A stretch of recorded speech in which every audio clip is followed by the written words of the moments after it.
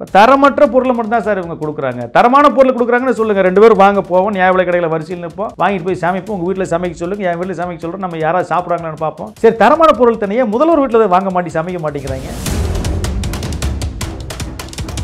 முதல்வர் அழகு ஒரு விளம்பரம் போட வேண்டியதானே. பாருங்க, வெளிநாட்டு மக்கள் நான் பாமாயில் இறக்குமதி பண்ணியிருக்கேன், அதைத்தான் நான் சாப்பிட்றேன், பாருங்க ரேஷன் அரிசி நான் வாங்கி சாப்பிட்றேன். ஏன் முதல்வர் வீட்டில் செய்ய மாட்டேங்கிறாங்க, அமைச்சர் செய்ய மாட்டேங்க, அதிகாரி செய்ய மாட்டேங்கிறாங்க. இவங்க மருத்துவமனை நடத்துவாங்க, ஆனால் அந்த மருத்துவமனைக்கு இவங்க சிகிச்சை எடுத்துக்க மாட்டாங்க. பள்ளிக்கூடம் நடத்துவாங்க, ஆனால் அந்த பள்ளிக்கூடத்தில் இவங்க படிக்க மாட்டாங்க. இவங்களுக்கெல்லாம் தனியாக பிரைவேட் ஸ்கூலு, பிரைவேட் ஹாஸ்பிட்டலு, யார் வாங்குறது, யார் சாகிறது?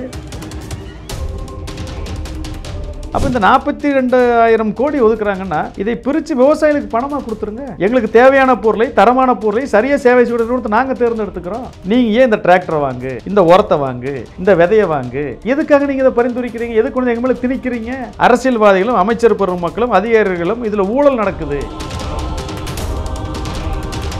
நீங்க சொன்னது செய்யணும்ல. கரும்புக்கு டனுக்கு 1000 ரூபாய் தருவீங்க, தந்திருக்கிறீங்களா? நெல்லுக்கு 2500 தருவேன்னு சொன்னீங்க, தந்திருக்கீங்களா? நியாய விலை கடைகளில் மானிய விலையில தேங்காய் எண்ணெய் விற்பேன், கடல் எண்ணெய் விற்பேன்னு சொன்னீங்க, வித்துருக்கிறீங்களா? 4 வருஷம் ஆகி போச்சு. இனி எப்ப சாமி செய்ய போறீங்க கேட்டா சொல்லுவாங்க, எங்களுக்கு இன்னும் 1 வருஷம் டைம் இருக்குல்ல. இன்னைக்கு எந்த கோரிக்கையை வச்சு பஞ்சாப்ல விவசாயிகள் போராட்டம் செய்துட்டு இருக்காங்களோ அதே கோரிக்கையை நான் நிறைவேற்றுவேன்னு சொல்லி கைப்பட கடிதம் எழுதி கொடுத்திருக்காரு பிரதமர், கையெழுத்து இருக்குது. அதை ஏன் நிறைவேற்றல? கேட்டா என்னது? காலிஸ்தான் தீவிரவாதி, தமிழ்நாட்டில இருந்து கேட்டா இவன் எல்டிடி, காஷ்மீர்ல இருந்து கேட்டா இவன் பிரிவினைவாதி, வடகிழக்கு மாநிலத்தில் கேட்டா இவன் தீவிரவாதி. இப்படி சொல்றது தான் இவங்க பழக்கமா வச்சிருக்காங்க. பென்ஸ் கார் வச்சிருக்காங்க விவசாயி. ஏன் விவசாயி பென்ஸ் கார் வச்சிருக்க கூடாதா?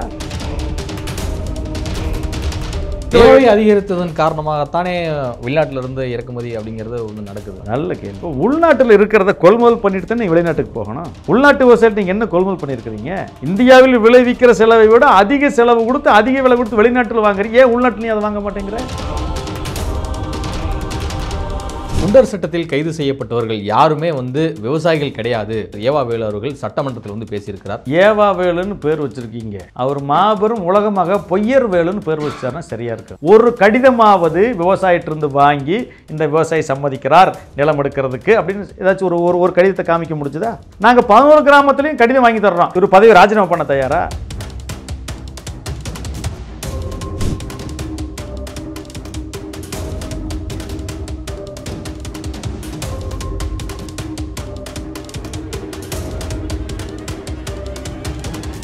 கியூப் தமிழ் நேயர்களுக்கு வணக்கம். நான் உங்கள் சங்கீத் ஒன். இது நையப்படை நிகழ்ச்சி. நம்ம சிறப்பு நிகழ்ச்சியில் நம்மோடு இணைந்திருக்கிறார் தமிழக விவசாயிகள் பாதுகாப்பு சங்கத்தின் நிறுவனர், மதிப்பிற்குரிய வழக்கறிஞர் திரு ஈசன் அவர்கள். வணக்கம் சார். வணக்கம். எப்படி சார் இருக்கீங்க? நல்லா இருக்கேன். இன்றைக்கு தமிழ்நாடு சட்டசபையில் தமிழக வேளாண்மை மற்றும் உழவர் நலத்துறை அமைச்சர் MRK பன்னீர்செல்வம் அவர்கள் வேளாண் பட்ஜெட்டை தாக்கல் செய்திருக்கிறார். அதிலும் குறிப்பாக தமிழ்நாடு அரசுடைய வேளாண் பட்ஜெட் 2024 மற்றும் 2025 ஆண்டுக்கான வேளாண் பட்ஜெட்டாக எவ்வளவு ஒதுக்கீடு செய்யப்பட்டிருக்கு அப்படின்னா 42,281 கோடி ரூபாய் வேளாண்மை துறைக்கு ஒதுக்கீடு செய்யப்பட்டிருக்கு. இது வேளாண் துறைக்கு போதுமானதாக இருக்கு? நீங்கள் சொல்லும்போதே தெளிவாக சொன்னீங்க, வேளாண்மை மற்றும் உழவர் நலத்துறை அமைச்சர்னு. அவர் வேளாண்மைக்கு மட்டும்தான் நிதிநிலை அறிக்கை தாக்கல் செஞ்சுருக்காரு, உழவர் நலத்துறைக்கு ஒன்றுமே தாக்கல் செய்யலை. ஏன்னா இங்கே வேளாண்மைக்கான பட்ஜெட் மட்டும்தான் 75 ஆண்டுகளாக தாக்கல் செய்யப்படுது. விவசாயிகளுக்கான பட்ஜெட் தாக்கல் செய்யப்படுறதில்லை. விவசாயிகளை தனியாக பிரிச்சுட்டாங்க. இந்த வேளாண்மை அப்படிங்கிற சொல்லே விவசாயிகளை பழிவாங்கக்கூடிய இன்றைக்கி ஒரு சொல்லாக மாறி இருக்குது. அவ்வளோ ஒரு துயரமான பின்னணி இன்றைக்கி இருக்குது. இந்த 42,000 கோடி இல்லை, இன்னும் 1,00,000 கோடி இவர்கள் ஒதுக்கினாலும் விவசாயிகள் வாழ்வு முன்னேறப் போவதில்லை. ஒதுக்கி இருக்கிற பணம் எதுக்கு ஒதுக்கியிருக்கிறாங்க? அரசாங்கம் பல்வேறு திட்டங்களை அறிவித்திருக்கிறது. அந்த திட்டங்களுக்கான நிதி ஒதுக்கீடு, அந்த திட்டத்தோட பேர் பாசன பரப்பை பெருக்குவதற்கு, உற்பத்தி பரப்பை பெருக்குவதற்கு, இப்படி தான் ஒதுக்கியிருக்கிறாங்க. இதுக்கு தான் பல்வேறு திட்டங்கள், ஆராய்ச்சி மையங்களுக்கு தான் ஒதுக்கியிருக்கிறாங்க. இதில் விவசாயிகளுக்கு வருமானம் வர்ற மாதிரி, பொருளாதாரம் மேம்படுற மாதிரி, வாழ்வாதாரம் மேம்படுற மாதிரி ஏதாச்சும் ஒரு திட்டம் இருந்தால் எடுத்து காட்ட சொல்லுங்கள் அமைச்சர் பெருமகனாரை, நான் ஏற்றுக்கிறேன். இவங்க ஒதுக்கியிருக்கிற 42,000 கோடியும் பார்த்தீங்கன்னா இயந்திர மானியம், உரமானியம், விதை மானியம், இப்படி உயிர் உரங்களுக்கு, சொட்டு நீர் மானியம், இந்த மாதிரி பல்வேறு திட்டங்கள் ஒதுக்கி வச்சுருக்கிறாங்க. இது எல்லாமே நிறுவனங்கள் அவருடைய உற்பத்தி பொருட்களை எங்களுக்கு விற்பதற்காக உருவாக்கப்பட்டிருக்கக்கூடிய திட்டம். நிறுவனங்கள் தரத்தின் அடிப்படையில், சிறந்த சேவையின் அடிப்படையில் பொருளை எங்கிட்ட சந்தைப்படுத்தாமல் அரசாங்கத்துடைய திட்டத்துக்குள்ளே புகுந்து மக்களோட வரிப்பணத்தை, விவசாய வரிப்பணத்தை எடுத்து அதுக்கு வேளாண் பட்ஜெட்னு ஒரு பேர் வச்சு அந்த பொருளை கொண்டு எங்கிட்ட விற்கிறான். அப்போ இந்த 42,000 கோடி ஒதுக்குறாங்கன்னா இதை பிரித்து விவசாயிகளுக்கு பணமாக கொடுத்துருங்க. எங்களுக்கு தேவையான பொருளை, தரமான பொருளை சரியாக சேவை செய்வது நாங்கள் தேர்ந்தெடுத்துக்கிறோம். நீங்கள் ஏன் இந்த டிராக்டரை வாங்கு, இந்த உரத்தை வாங்கு, இந்த விதையை வாங்கு, இந்த உயிர் உரத்தை வாங்கு, எதுக்காக நீங்கள் இதை பரிந்துரைக்கிறீங்க? எதுக்கு வந்து எங்கள் மேலே திணிக்கிறீங்க? இதில் என்ன ஆகுது அப்படின்னா, இந்த நிறுவனங்களும் அரசியல்வாதிகளும் அமைச்சர் பெருமக்களும் அதிகாரிகளும் இதில் ஊழல் நடக்குது. சதவீதம் வாங்கிக்கிறாங்க. நிறுவனத்துக்கு இத்தனை பங்கு, இத்தனை கோடிக்கு விற்றுக்க, எனக்கு இவ்வளோ கோடி. இதுதான் இங்கே போயிட்டுருக்குது. விவசாயிகள் பேரில் திட்டங்களாக தீட்டப்பட்டு ஊழங்கள் நடந்து கொண்டிருக்கிறது. தான் அன்றைக்கே சொன்னார் பட்டுக்கோட்டை, திட்டம் போட்டு திருடுற கூட்டம் திருடி கொண்டே இருக்குது. விவசாயிகள் பேரில் இது நடந்து கொண்டே இருக்குது. இதைத்தான் நான் உங்களுக்கு சொல்ல வர்றேன். இது நாங்கள் எளிமையாக சொல்லுவோம், அடுத்து வெங்காயத்துக்கும் தக்காளிக்கும் போடுறத விவசாயிக்கு எங்கடா பட்ஜெட் போட்டிருக்கிறான் அப்படின்னு சொல்லி கேட்போம். விவசாயிகள் வருமானத்தை ஒன்றும் இல்லைங்க. இந்த ஆட்சியில் தான் உழவர் சந்தை கலைஞர் அவர்கள் உருவாக்கினார். எல்லா உழவர் சந்தை வாசலையும் வியாபாரி கடை போட்டு விற்கிறான். அதை பாதுகாக்கணும். உழவர் சந்தை நடக்கிற நேரத்தில் உழவர் சந்தை வாசலில் வியாபாரி கடை போட்டு உள்ள விவசாயி விற்க முடியுமா? நிறைய உழவர் சந்தைகள் இழுத்து மூடப்பட்டிருக்குது. அவ்வளோ மோசமான சூழ்நிலை நிலவிட்டு இருக்குது. அதை கூட இவங்க சரி பண்ணவே இல்லை. இல்லை, மக்கள் வந்து நேரடியாக விவசாயிகளிடமே வந்து தங்களுக்கு தேவையான காய்கறிகளை வந்து பெற்று வாங்கிக் கொள்ளலாம், ஒரு நேரடி கொள்முதலாக இருக்கும் அப்படின்னு சொல்லி அறிமுகப்படுத்தப்பட்ட திட்டம் தானே உழவர் சந்தை திட்டம். ஸோ அது வந்து இன்னமும் நிறைய ஏரியாவில் வந்து ஒரு பயனுள்ள வகையில் தானே இருக்குது மக்களுக்கு. நீங்கள் நேரடியாக ஆய்வுக்கு வாங்க, உழவர் சந்தை நடக்கிற நேரத்துக்கு வாங்க. உழவர் சந்தை வந்து ஒரு சந்தில் உள்ள அமைச்சிருப்பாங்க. அந்த பிரதான முக்கிய சாலையை உழவர் சந்தைக்கு போல 2 பக்கம் பார்த்தீங்கன்னா வியாபாரி கடை போட்டு விற்றுட்ருப்பாங்க. மக்கள் முன்னாடி இருக்கிறத வாங்குவாங்களா, உள்ளே போய் வாங்குவாங்களா சொல்லுங்கள்? ஒரு விவசாயிட்டு போனீங்கன்னா 10 பைசா விலை எச்சா இருக்கும், அவனே கஷ்டப்பட்டுருப்பான். இந்த வியாபாரிங்க எந்த ஊரில் விலை எந்த பொருள் கம்மியாக இருக்குதோ அதை இங்கேருந்து வர வச்சு விற்றுட்ருப்பான். அப்போ இப்படி உங்களுக்கு தக்காளி கிருஷ்ணியில் உற்பத்தி ஆகுது, தமிழ்நாடு பூரா போகுது, இந்தியா பூரா போகுது. உள்ளூர் தக்காளி எப்படி விற்கும்? அதனால தான் அதுக்கு வியாபாரிகள் விற்கிறதுக்கு தனியாக ஒவ்வொரு மாநகராட்சி நகராட்சி தனியாக சந்தை அமைச்சு வச்சுருக்காங்க. அங்கே வியாபாரிகள் விற்றுக்கலாம். உழவர் சந்தை நடக்கிற நேரத்தில் விற்காதீங்கன்னு நாங்கள் சொல்கிறோம். அதுக்கு அரசாணை இருக்குது, விற்கக்கூடாது. நகராட்சி நிர்வாகத்துறை உத்தரவு போட்டிருக்குது. ஆனாலும் விற்றுட்டே தான் இருக்கிறாங்க. நகராட்சியில் ஊராட்சியில் மேயர் இருக்காங்க, ஆணையர் இருக்கிறாங்க, உள்ள கவுன்சிலர் இருக்கிறாங்க. எல்லாம் காசு வாங்கிட்டு தரக்கடையை வாடகை கூட்டு நடத்திட்டு இருக்கிறாங்க. ஆக இன்றைக்கு இந்த வேளாண்மைக்கான நிதிநிலை அறிக்கை என்பது இது முழுக்க முழுக்க விவசாயிகளுக்கு எந்த பிரயோஜனம் இல்லை. விவசாயிகளுக்கு வேணும் அப்படின்னா குறைந்தபட்சம் நாங்கள் கேட்பது, இந்த ஆட்சியை பார்த்து முதல்வரை பார்த்து திமுகவை பார்த்து கேட்பது, நாங்கள் கேட்குறத விடுங்க சாமி, நீங்கள் செய்யவே வேண்டாம், உங்களால் முடியாதுன்னு சொல்லிடுவீங்க. நீங்கள் சொன்னதை செய்யணும்ல. நாங்கள் ஆட்சிக்கு வந்தால் கரும்புக்கு டனுக்கு 1000 ரூபா தருவோம், நீங்கள் தந்திருக்கிறீங்களா? நெல்லுக்கு 2500 தருவேன்னு சொன்னீங்க, தந்திருக்கீங்களா? நாங்கள் ஆட்சிக்கு வந்தால் நியாய விலை கடைகளில் மானிய விலையில் தேங்காய் எண்ணெய் விற்பேன், கடல் எண்ணெய் விற்பேன்னு சொன்னீங்க, விற்றுருக்குறீங்களா? 4 வருஷம் ஆகிப்போச்சு, 4வது நிதிநிலை அறிக்கை தாக்கல் செஞ்சுருக்கிறீங்க. இனி எப்போ சாமி செய்ய போகிறீங்க கேட்டால் சொல்லுவாங்க, எங்களுக்கு இன்னும் 1 வருஷம் டைம் இருக்குல்ல. இல்லை, சாக போகிற நேரத்தில் செய்கிறதா? செய்வதற்கான அறியும் இல்லையே, குறியும் இல்லையே. ஒரு 100 ரூபாயாவது நெல்லுக்கு சேர்த்துருவாங்கன்னு எதிர்பார்த்த ஊக்கத்தொகை அதுவுமே கொடுக்கலையே. விவசாயிகளுக்கு ரொம்ப சிரமத்தில் இருக்கிறாங்க. டெல்லியில் விவசாயிகள் போராடும் போது இங்கிருந்து முதல்வர் என்ன பண்ணுறாரு, அவர் ஆதரவு தெரிவித்து கடிதம் எழுதுகிறார். விவசாயிகளுடைய கோரிக்கையை பிரதமர் அவர்கள் வாக்குறுதி அளித்துட்டு விவசாயிகளை ஏமாற்றவர்கள் நிறைவேற்றணும்னு சொல்கிறார். ஆனால் தமிழ்நாட்டில் விவசாயிகளை நாங்கள் போராடும்போது அடக்கப்படுகிறோம், ஒடுக்கப்படுகிறோம், போராட்டத்துக்கு அனுமதி கிடையாது. இங்கேயும் முதல்வர் சொன்னதை செய்யவில்லை. அப்போ பிரதமரும் முதல்வரும் 2 பேருமே விவசாயிகளுக்கு விரோதிகளாகத்தான் இருக்கிறார்கள், சொன்னதை செய்யவில்லை, பொய்யர்களாகத்தான் இருக்கிறார்கள் என்பதைத்தான் நாங்கள் பதிவு செய்து கொள்கிறோம். ஆனால் திமுக ஆட்சி அமைந்த உடனே வந்து பார்த்திங்கன்னா முதல் சட்டசபை கூட்டத்தொடரிலே வந்து முதலமைச்சர் மு.க. ஸ்டாலின் அவர்கள் ஒரு விஷயத்தை வந்து சட்ட மசோதாவை வந்து தாக்கல் பண்ணி நிறைவேற்றினாங்க. என்ன அப்படின்னா, டெல்லியில் போராடக்கூடிய 3 வேளாண் சட்டங்களை எதிர்த்து போராடக்கூடிய விவசாயிகளுக்காக இந்த அரசு வந்து அந்த வேளாண் சட்டங்களை வந்து தமிழ்நாட்டில் அமல்படுத்த மாட்டோம் என சட்டம் இயற்றி தீர்மானம் நிறைவேற்றப்படுகிறது, அவங்களுக்காக நாங்கள் அர்ப்பணிக்கிறோம் அப்படிங்கிற ரீதியெல்லாம் மு.க. ஸ்டாலின் அவர்கள் வந்து சொன்னார். ஸோ அப்படி பார்க்கும்போது இது விவசாயிகளுக்கான அரசாக தானே இருக்குது அப்படின்னு பெருமைப்படுறாங்களே. உண்மையிலுமே நீங்கள் சொல்லி அந்த தருணத்தில் நீங்கள் இப்போது பெருமைப்பட்டதை போல் அப்பொழுது நாங்களும் பெருமைப்பட்டோம், முதல்வருக்கு வாழ்த்து தெரிவித்தோம், வரவேற்பு செய்தோம். ஆனால் செயலில் இல்லையே, செயலில் இல்லையே.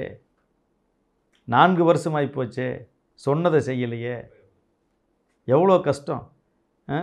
2014 பிரதமர் சொல்கிறார், நான் ஆட்சிக்கு வந்தால் எம்.எஸ். சாமிநாதன் ஆணையத்தின் அறிக்கையின்படி எல்லா பொருட்களுக்கும் விலை நிர்ணயம் செய்து 50% கூடுதலாக வைத்து குறைந்தபட்ச ஆதரவை நிர்ணயம் செய்வேன், கொள்முதல் செய்வேன், விவசாயிகளை காப்பாற்றுவேன்னு சொன்னார். 2006 இந்த அறிக்கை தாக்கல் செஞ்சாச்சு காங்கிரஸ் ஆட்சி காலத்தில். ஆனால் அன்றைய காங்கிரஸ் அரசு அன்னையிலேருந்து இன்ன வரைக்கும் செய்யலை. வருஷத்துக்கு 10,000 விவசாயி தற்கொலை செய்து கொள்கிறான். வருஷத்துக்கு 10,000 விவசாயி தற்கொலை இல்லை, அது மன்மோகன் சிங் கொலை செய்து கொண்டிருக்கார். அவர் மரண வியாபாரின்னு சொல்லிட்டு இருந்தார். மோடி மேடைக்கு மேடை சொன்னார். 2014 19 வரைக்கும் செய்யவே இல்லை.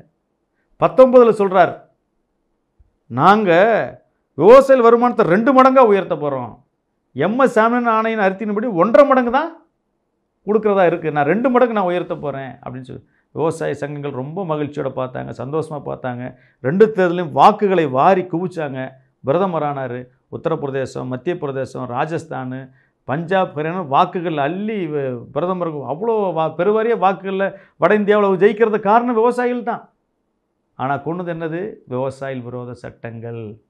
போராட்டம் 372 நாள் 712 பேர் உயிரிழந்ததுக்கப்புறம் சட்டத்தை திரும்ப பெறுகிறார், மன்னிப்பு கோருகிறார். அதோடு இன்றைக்கி எந்த கோரிக்கையை வச்சு பஞ்சாபில் விவசாயிகள் போராட்டம் செய்துட்டு இருக்காங்களோ அதே கோரிக்கையை நான் நிறைவேற்றுவேன்னு சொல்லி கைப்பட கடிதம் எழுதி கொடுத்துருக்காரு பிரதமர். கையெழுத்து இருக்குது. அதை ஏன் நிறைவேற்றலை?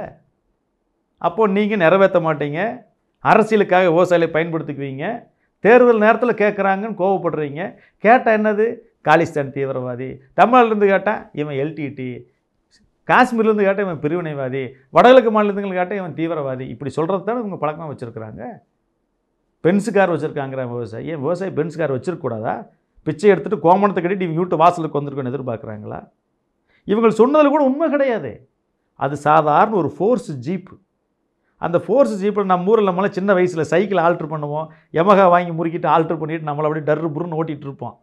அதில் அந்த விவசாயி அவனுக்கு பென்ஸு வாங்கணும்னு ஆசையாக இருந்திருக்கும் போல் இருக்குது. பென்ஸு கார் தான் வாங்க முடியல, ஃபோர்ஸ் ஜீப்பில் அந்த பென்ஸு எம்பளத்தை ஒட்டி வச்சு மேலே கொண்டு செய்தித்தாள் படிச்சுட்டு இருக்கார்.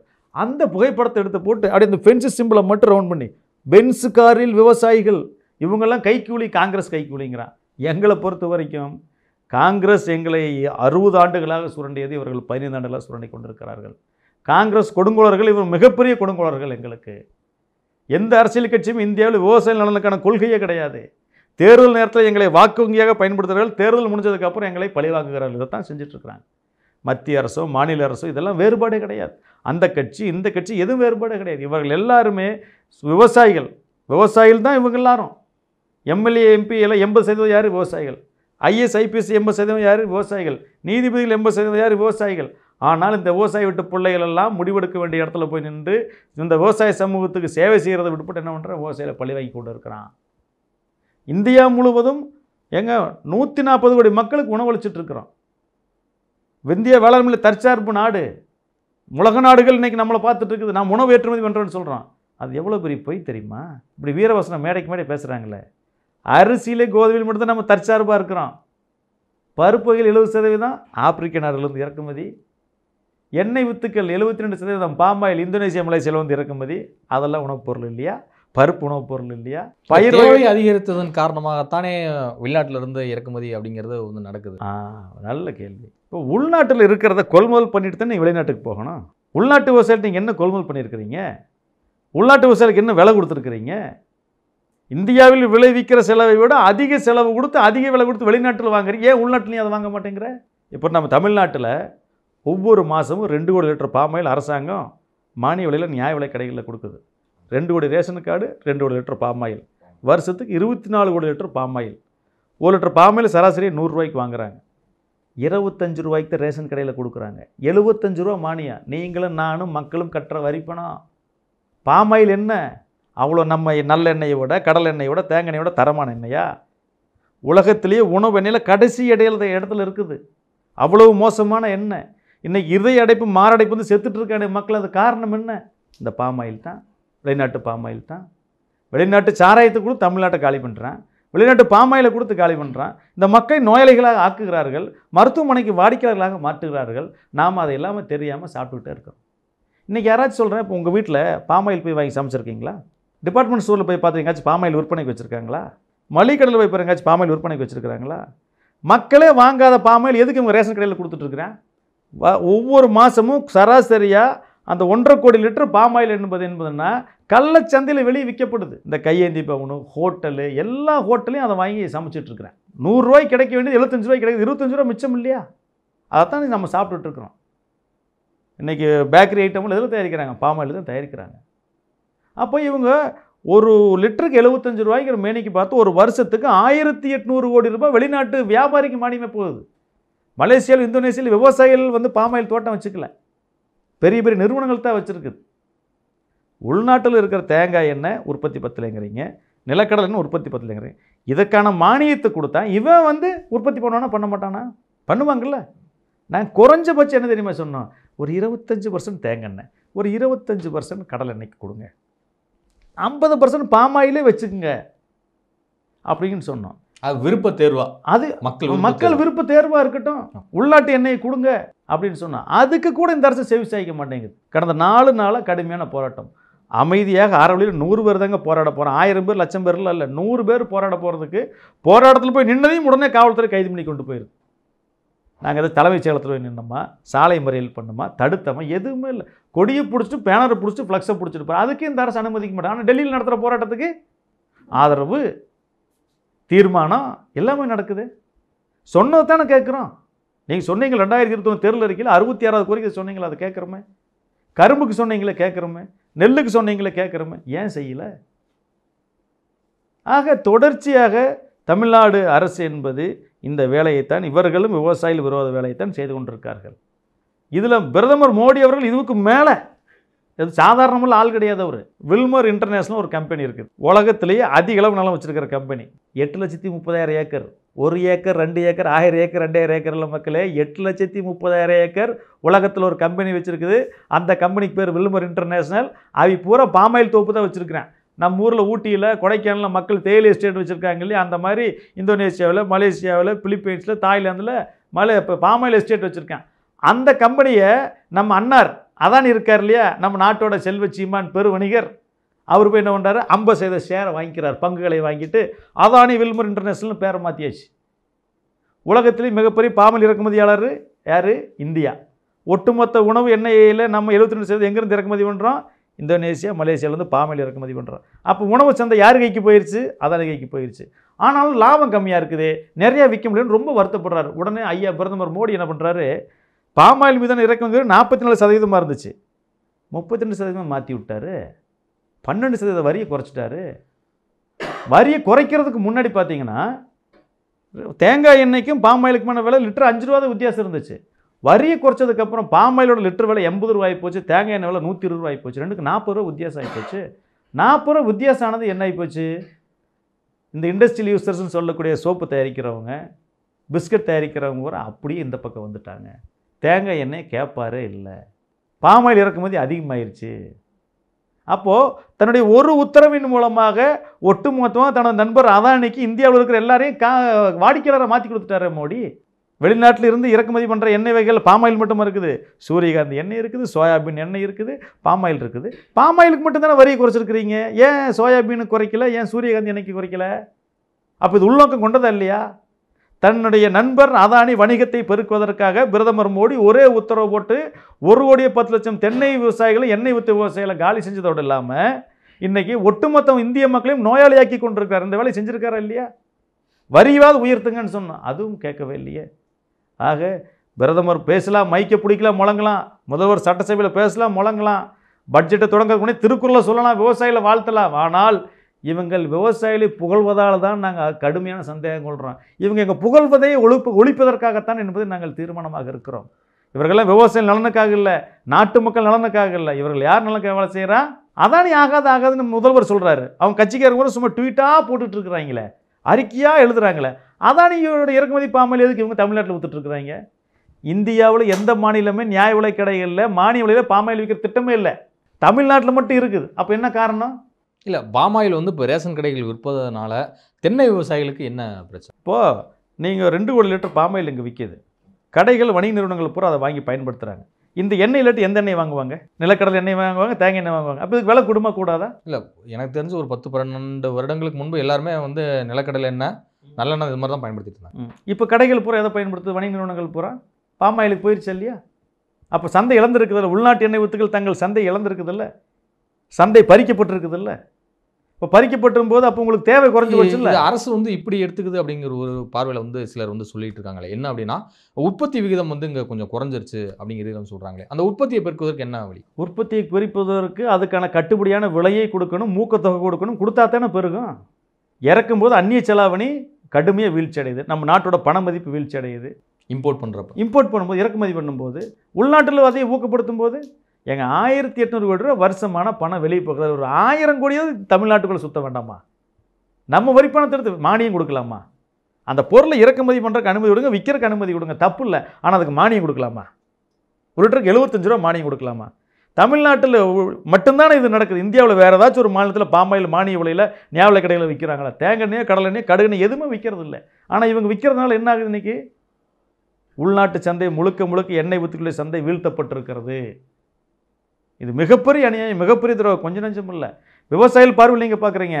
உடல் நலத்தின் பார்வையில் பார்த்தீங்கன்னா உலகத்தின் மோசமான கழிவு எண்ணெயை, நோய்களை உருவாக்கக்கூடிய எண்ணெய் இறக்குமதி செய்து தமிழர்களை புறம், தமிழ்நாட்டு மக்களை புறம் நோயாளியாக மாற்றக்கூடிய வேலை இவர்கள் செய்து கொண்டிருக்கிறார்கள். உழவர்களை உயிராக நினைக்கிறது இந்த திமுக அரசு அப்படின்னு சொல்லிட்டு இன்னைக்கு வேளாண் பட்ஜெட் தாக்கல் செய்ததை தொடர்ந்து முதலமைச்சர் மு க ஸ்டாலின் அவர்கள் தெரிவிச்சிருக்கிறாரு. இந்த கருத்தை நீங்கள் எப்படி பார்க்குறீங்க? ஒரு கேள்விக்கு இன்னொரு கேள்வி பதிலாகவும் இருக்க முடியும். பிரதமர் எந்நேரம் தமிழை பற்றி பேசுகிறாரு, திருக்குறளை மேற்கோள் காட்டுறாரு. நீங்கள் என்ன நினைக்கிறீங்க? அது தமிழ்நாட்டில் எப்படியாவது உள்ளே வந்துடணும் அப்படின்னு நினைக்கிறாங்க. ஸோ அதுக்காக தப்பாக பேசுகிறாங்க அப்படின்னு நிறைய பேர் சொல்கிறாங்க. இதே தான் அதுக்கும் பதில். இப்போ நீங்கள் சொன்னீங்கல்ல, உழவர்களைத்தான் புகழ்கிறாங்க, உழவர்களைத்தான் போட்டிருக்கிறார்கள், சட்டசபையிலே பேசுகிறாங்கன்னு. பிரதமர் பேசுறது மட்டும் நம்ப மாட்டேங்க, முதல்வர் பேசுறது மட்டும் எப்படி நம்புறீங்க?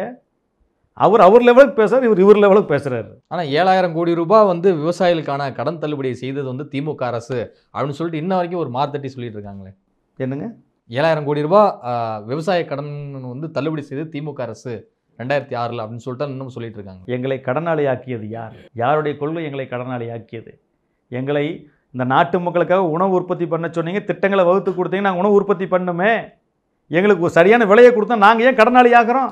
ஒவ்வொரு முறையும் நாங்கள் கடனாளி ஆகிறோம், நீங்கள் எங்களை காப்பாற்றுற வேடம் போட்டு எங்களை கட்டி பிடிச்சி கொஞ்சிட்டு இருப்பீங்களா? எங்களை கடனாளி ஆக்கியது யார்? இந்த அரசாங்கத்தோட கொள்கை தானே கடனாளி ஆக்குச்சு. எனக்கு கட்டுப்படியாகிற விலை கொடுத்தா நான் வருமான வரி கட்டுவேணும்ல. என்னை விவசாயிகளை பிச்சைக்காரராக வச்சிருக்கா தான் நீ என்னை கடனாளி ஆக்கிட்டு இருக்கிற, எனக்கு விலை கொடுக்க மாட்டேங்கிற. எந்த விதத்தில் இது நியாயம்? ஆக பிரதமர் பாருங்க, அவரு 14 லட்சம் கோடி 10 வருஷத்தில் கடன் தள்ளுபடி நிறுவனங்களுக்கு, ஆனால் விவசாயிகளுக்கு நோ நோ நோ போ போ போ.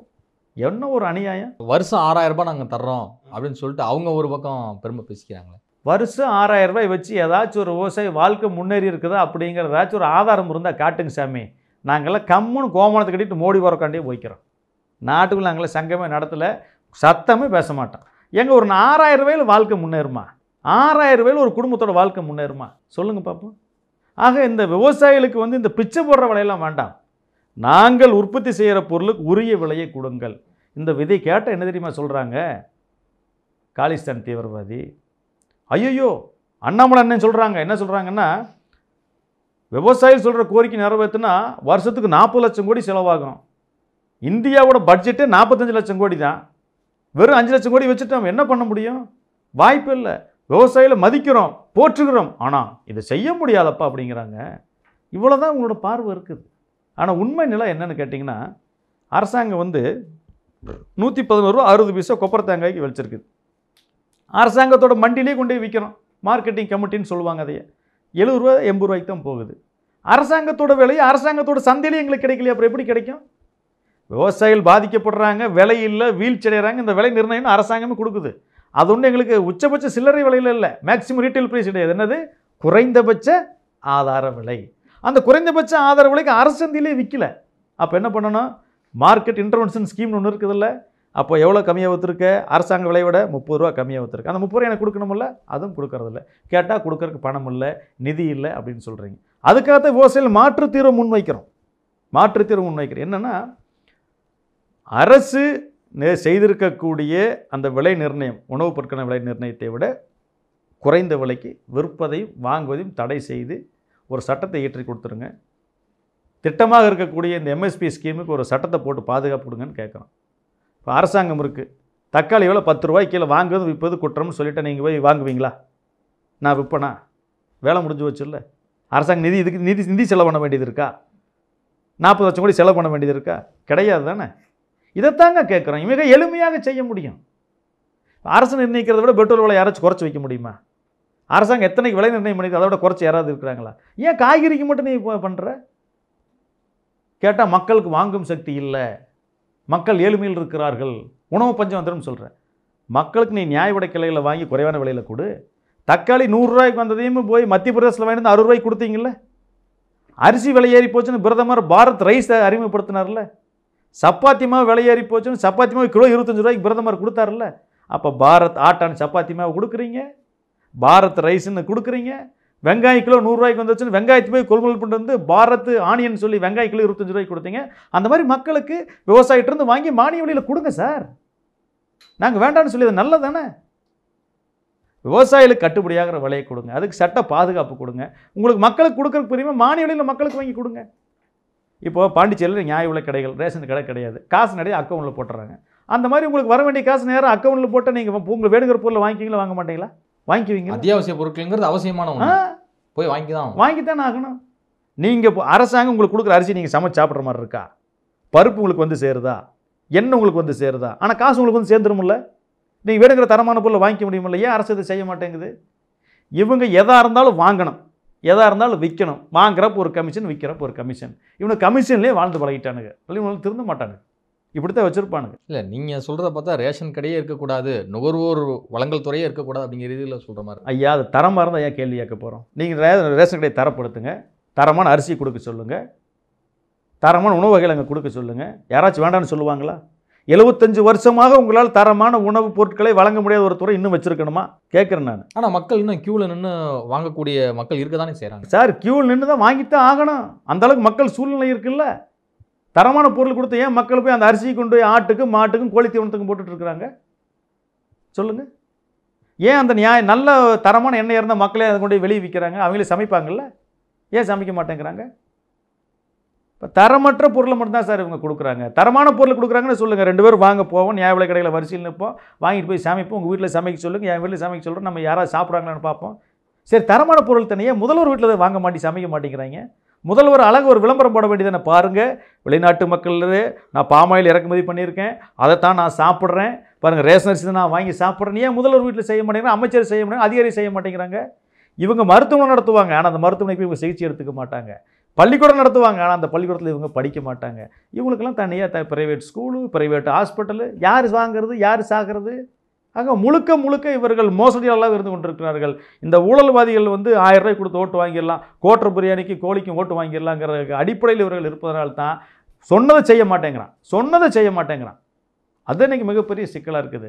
அதனால தான் நாங்கள் சொல்கிறோம், எல்லா அரசியல் கட்சியிலுமே ஒரே தட்டில் தான் நாங்கள் வச்சு பார்க்குறோம். இவங்க வசதி, இவங்க தாழ்ந்தவங்க, இவங்க செஞ்சுட்டாங்க, இவங்க செய்யலை அப்படிங்கிறதுல எதுவுமே கிடையாது.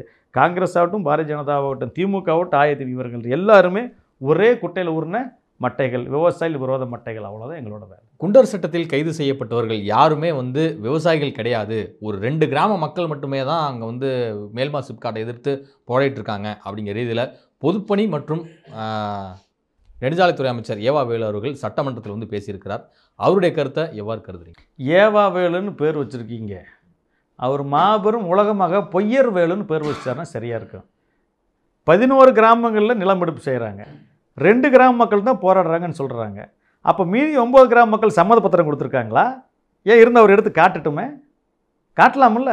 9 கிராம மக்கள் எங்களுக்கு சம்மத பத்திரம் கொடுத்துருக்குறாங்க, பாருங்கள் இங்கே இருக்குது, 2 கிராம மக்கள் தான் வேணும்னு எதிர்க்கிறான், இவ்வளோ அரசியல் உள்ள கொண்டு இருந்தால் காட்டட்டுமே. ஏன் காட்ட மாட்டேங்கிறாரு? எங்கள் மக்கள் உயிர் விட்டு நிலத்துக்காக பட்டிருக்கிறான், குண்டர் சட்டத்தை சந்திச்சிருக்கிறான், போலீஸ் விட்டு விரட்டி இருக்கிறாங்க, அடக்குமுறை ஒடுக்குமுறை நடந்திருக்குது. எந்த மக்கள் சரி 9 கிராம மக்கள் ஒரு கடிதம் வாங்கி வரைக்கும் வெளியிட முடிஞ்சா?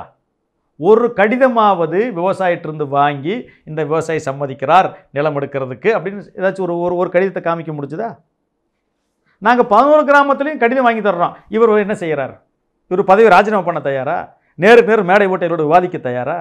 கிடையாது. பொய். ஏவா வேலு தன் சுயநலத்திற்காக, தன்னுடைய விடாப்பிடியான குணத்திற்காக விவசாயிகள் மீது குண்டர் சட்டத்தை போட வச்சார். இவர் அந்த அரசாங்கத்துக்கு தகவல் கொடுத்து வழக்கு போட வச்சார், சிறையில் போட வச்சார். மீண்டும் தவறான தகவலை செய்து கொண்டே இருக்கிறார், பரப்புரை செய்து கொண்டே இருக்கிறார். 8 வழிச்சாலை வரும்போது போராட்டத்தில் எதிர்த்து நின்று விவசாயியில் போராடி போட்டு ஆட்சிக்கு வந்ததுக்கப்புறம் 8 வழிச்சாலை போடாமல் வேறு என்ன பண்ணுறன்னு திருப்பி கேட்டவர் தானே இவர் சொல்கிறதெல்லாமா நம்ம நம்பிட்டு இருக்கிறோம். அவர் நேரடியாக ஆவணம் எங்கிட்ட வரட்டும், பொது மேடையை போடுங்க, ஏவாவோடு விவாதிப்பதற்கு நாங்கள் தயார். சிறந்த உயிர்ம விவசாயிகளுக்கான நம்மாழ்வார் விருது வழங்குவதோடு மட்டுமல்லாமல் கிட்டத்தட்ட ஒரு 5 லட்சம் ரூபாய் தொகையும் கொடுக்கப்படும் அப்படிங்கிற இதில் வேளாண் பட்ஜெட்டில் குறிப்பிடப்பட்டிருக்கு. இது விவசாயிகளிடம் ஒரு பெரும் மகிழ்ச்சியை ஏற்படுத்தியிருக்கா? இது ஒரு நல்ல தொடக்கம்தான். இயற்கை வேளாண்மையில் இருக்கக்கூடிய உழவர் பெருமக்களுக்கு அவர்களை கூப்பிட்டு அழைத்து கண்டறிந்து அங்கீகாரப்படுத்தி அவர்களுக்கு ஒரு பொருளாதார உதவியும் அப்படின்னு ஒரு விருதுங்கிற பேரில் செய்கிறது நல்ல வரவேற்க வேண்டிய விஷயம் தான், அதில் மாற்று கருத்து இல்லை. அதே சமயம் இயற்கை வேளாண் கொள்ளை அறிவிச்சிங்க, என்ன நடவடிக்கை வேணுமில்ல? 3 வருஷமாக தனியாக வேளாண்மைக்கு நிதிநிலை அறிக்கை தாக்கல் செஞ்சாச்சு, 4வது வருஷமும் தாக்கல் செஞ்சாச்சு. இந்த 3 வருஷமாக அறிவிக்கப்பட்ட திட்டங்கள் செயல்படுத்தப்பட்டதா, விவசாயிகளை சென்றடைந்ததா, நிதிநிலை அறிக்கையில் சொன்னாலும் நடந்திருக்குது அப்படின்னு வெள்ளை அறிக்கை வைக்கணுமில்ல? Feedback வேணுமில்ல sir? மக்கள் பணம் தானே, அவங்க வீட்டு பணத்தை கொடுத்துருக்காங்க. இப்போ மக்கள் பணத்தை எடுத்து நீங்கள் பட்ஜெட் போடும்போது அது எந்த அளவுக்கு மக்களுக்கு பலன் அளிச்சிருக்குன்னு ஃபீட்பேக் வேணுமில்ல? ஸ்டாட்டிஸ்டிக்ஸ் வேணுமில்ல? அதையும் எடுத்து காட்ட மாட்டேங்கிறீங்க. 2 லட்சம் ஏக்கர் பரப்பளவு கூடியிருக்குது அப்படிங்கிறாங்க. 2 லட்சம் ஏக்கர் எங்கே பரப்பளவு கூடுச்சு? எந்த சர்வே நம்பர் புதுசாக விளைநிலம் உருவாக்கப்பட்டது? கேளுங்க, கேட்டு பாருங்கள். எதுவுமே கிடையாது. உற்பத்தி பெருவிச்சுக்கிறாங்க. எங்கே உற்பத்தி பெருவிச்சு காட்ட சொல்லுங்கள் பார்ப்போம். கிடையவே கிடையாது.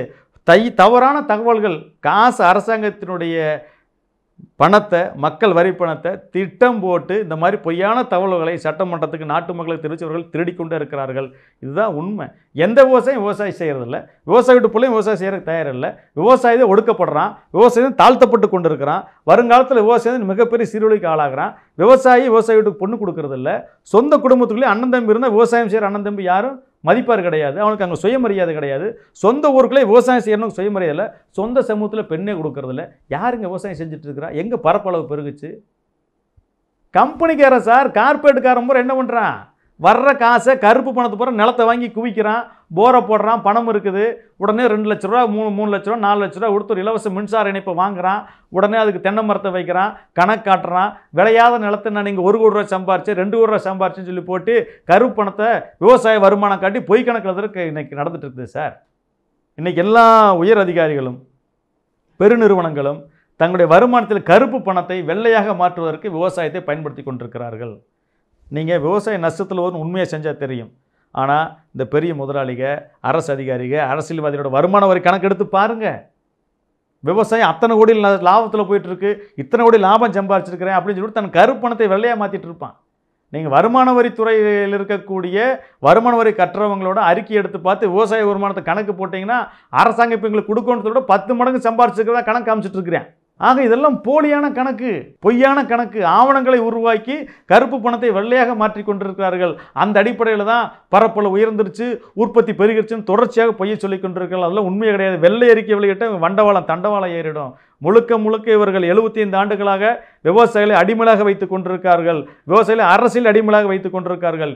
இனி அதெல்லாம் நடக்கவே நடக்காது. விவசாயிகளுக்கு நாங்கள் தொடர்ச்சியாக விழிப்புணர்வு ஏற்படுத்துவோம், ஒற்றுமை ஏற்படுத்துவோம். எங்கள் உரிமைகளை பெறும் வரை சமரசமற்று போராடுவோம். இதுவரை உங்கள் பல்வேறு கருத்துக்களை நன்றி சார். நன்றி.